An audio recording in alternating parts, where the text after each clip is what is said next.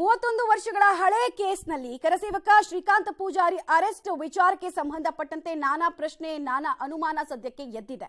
ಇನ್ನು ನೋಟಿಸ್ ಕೊಟ್ಟು ವಿಚಾರಣೆಯನ್ನ ಮಾಡಬಹುದಾಗಿತ್ತು ಅನ್ನೋದು ಬಿಜೆಪಿ ನಾಯಕರ ಮಾತು. ವಯಸ್ಸಿನ ಕಾರಣಕ್ಕೆ ಸಹಾನುಭೂತಿಯಿಂದ ನಡ್ಕೊಳ್ಬಹುದಾಗಿತ್ತಲ್ವಾ ಅಂತ ಅವರು ಕೇಳ್ತಾ ಇದ್ದಾರೆ. ಮುಗಿಬಿದ್ದ ಬಿಜೆಪಿ ಸಮರ್ಥನೆಗೆ ಸರ್ಕಾರ ಕೂಡ ಇಳಿತಾ ಇದೆ. ಶಹರಾ ಠಾಣೆಯ ಇನ್ಸ್ಪೆಕ್ಟರ್ ಮೊಹಮ್ಮದ್ ರಫೀಕ್ಗೆ ಕಡ್ಡಾಯ ರಜೆಯ ಶಿಕ್ಷೆಯನ್ನ ಕೊಟ್ಟಿರೋದು ಈಗ ಚರ್ಚೆಗೆ ಗ್ರಾಸ ಆಗ್ತಾ ಇದೆ. ಆ ಜಾಗಕ್ಕೆ ಪ್ರಭಾರಿಯಾಗಿ ಇನ್ನೊಬ್ಬರನ್ನ ನೇಮಕ ಕೂಡ ಮಾಡಲಾಗಿದೆ. ಇದು ಹೇಗೆ ಆತುರಾತುರವಾಗಿ ಈ ರೀತಿ ಹೆಜ್ಜೆನ ಯಾಕೆ ಇಟ್ರಿ? ನೀವು ತಪ್ಪು ಮಾಡಿದ ಕಾರಣಕ್ಕೋಸ್ಕರನೇ ಇಟ್ರ ಹಾಗಾದ್ರೆ ಅಂತ ಪ್ರಶ್ನೆಯನ್ನ ಕೇಳ್ತಾ ಇದ್ದಾರೆ. ಎಕ್ಸ್ಪೋಸ್ ಆದ್ರಲ್ಲ ನೀವು ಅನ್ನೋದು ಬಿಜೆಪಿ ನಾಯಕರ ಮಾತಾಗ್ತಾ ಇದೆ. ಒಂದ್ ಕಡೆಗೆ ಮೊಹಮ್ಮದ್ ರಫೀಕ್ ಅನ್ನ ಕಡ್ಡಾಯ ರಜೆಯ ಶಿಕ್ಷೆಗೆ ಒಳಪಡಿಸಿರೋದಾದ್ರೂ ಯಾಕೆ ಅನ್ನೋ ಪ್ರಶ್ನೆಯನ್ನ ಕೇಳಲಾಗ್ತಾ ಇದೆ. ಆ ಜಾಗಕ್ಕೆ ಜಾಧವ್ ಅವರ ನೇಮಕದ ಬಗ್ಗೆ ಕೂಡ ಈಗ ಅನುಮಾನಗಳು ಮೂಡ್ತಾ ಇದೆ. ಕಾನೂನು ಪ್ರಕಾರ ಆಗಿದ್ರೆ ಇದು ಮಾಡೋ ಅಗತ್ಯ ಏನಿತ್ತು ಅನ್ನೋದು ಪ್ರಶ್ನೆ.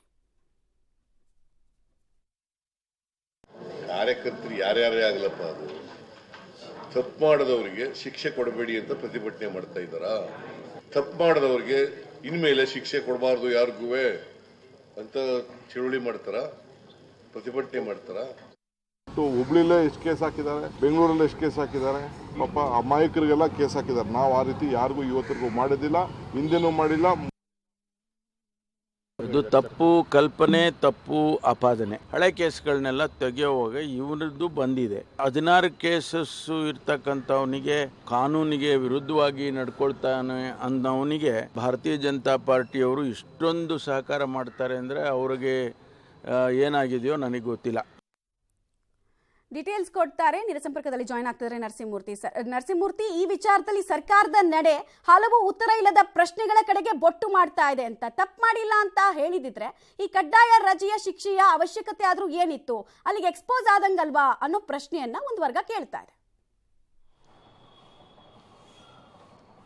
ಮಮತಾ, ಹುಬ್ಬಳ್ಳಿಯ ಟೌನ್ ಠಾಣೆ ಪೊಲೀಸರಿಂದ ಶ್ರೀಕಾಂತ್ ಪೂಜಾರಿಯನ್ನ ಬಂಧನ ಮಾಡಿದ ಬಳಿಕ ಈಗಾಗಲೇ ರಾಜ್ಯಾದ್ಯಂತ ಬಿಜೆಪಿ ಮತ್ತೆ ಹಿಂದೂ ಪರ ಸಂಘಟನೆಗಳು ಸರ್ಕಾರದ ವಿರುದ್ಧ ದೊಡ್ಡ ಮಟ್ಟದಲ್ಲಿ ಅಭಿಯಾನವನ್ನು ನಡೆಸ್ತಿದ್ದಾರೆ, ಪ್ರತಿಭಟನೆಯನ್ನು ನಡೆಸ್ತಿದ್ದಾರೆ. ರಾಮ ಸೇವಕನನ್ನ, ರಾಮನಿಗಾಗಿ ಹೋರಾಟವನ್ನು ಆರಂಭಿಸಿದಂತಹ ವ್ಯಕ್ತಿಯನ್ನ ಇವರು ಅರೆಸ್ಟ್ ಮಾಡಿದ್ದಾರೆ. ಅಂದರೆ 30 ವರ್ಷಗಳ ಹಳೆಯ ಕೇಸ್ಗೆ ಇದೀಗ ಜೀವ ಕೊಟ್ಟಿದ್ದಾರೆ ಅನ್ನೋ ನಿಟ್ಟಿನಲ್ಲಿ ದೊಡ್ಡ ಹೋರಾಟವನ್ನು ನಡೆಸ್ತಿದ್ದಾರೆ. ಯಾವಾಗ ಇವರ ಅರೆಸ್ಟನ್ನು ಮಾಡಲಾಯಿತೋ ಆ ಸಂದರ್ಭದ ಬಳಿಕ ಇದೀಗ ಟೌನ್ ಪೊಲೀಸ್ ಠಾಣೆಯ ಇನ್ಸ್ಪೆಕ್ಟರ್ ಮೊಹಮ್ಮದ್ ರಫೀಕ್ರನ್ನ ರಜೆ ಮೇಲೆ ಕಳಿಸಲಾಗಿದೆ. ಹೀಗಾಗಿ ಉಟ್ಕೊಂಡಿರ್ತಕ್ಕಂಥ ಊಹಾಪೋಹ ಏನು ಅಂತ ಹೇಳಿದ್ರೆ ಬಿಜೆಪಿಯ ಹೋರಾಟಕ್ಕೆ ಮಣಿದು ಅಥವಾ ಇವರ ಹೋರಾಟ ಕಡಿಮೆ ಆಗಲಿ ಅನ್ನೋ ಕಾರಣಕ್ಕೆ ಸರ್ಕಾರ ಈ ರೀತಿಯಾದಂತಹ ಒಂದು ನಿರ್ಧಾರವನ್ನ ತೆಗೆದುಕೊಳ್ತಾ ಪಕ್ಕದ ಸ್ಟೇಷನ್ನ ಇನ್ಸ್ಪೆಕ್ಟರ್ಗೆ ಪ್ರಭಾರಿಯಾಗಿ ಉಸ್ತುವಾರಿಯನ್ನ ಟೌನ್ ಪೊಲೀಸ್ ಠಾಣೆಯ ಉಸ್ತುವಾರಿಯನ್ನ ವಹಿಸಿದ್ರ ಅನ್ನೋ ಒಂದು ಅನುಮಾನ ಇದೀಗ ಉತ್ತರವನ್ನ ಮಾಡ್ಕೊಡ್ತಿರೋದು ಎಡೆ ಮಾಡ್ಕೊಡ್ತಿರೋದು.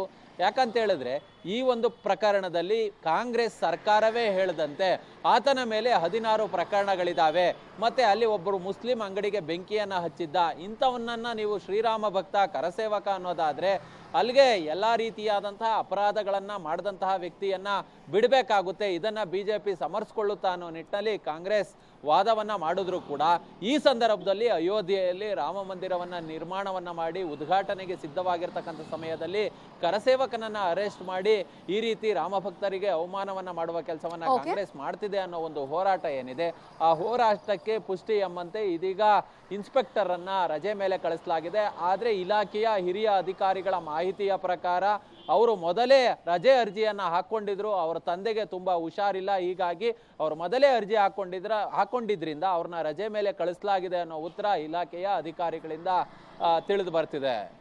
ಧನ್ಯವಾದ ನರಸಿಂಹಮೂರ್ತಿ ತಮ್ಮ ಮಾಹಿತಿಗಾಗಿ.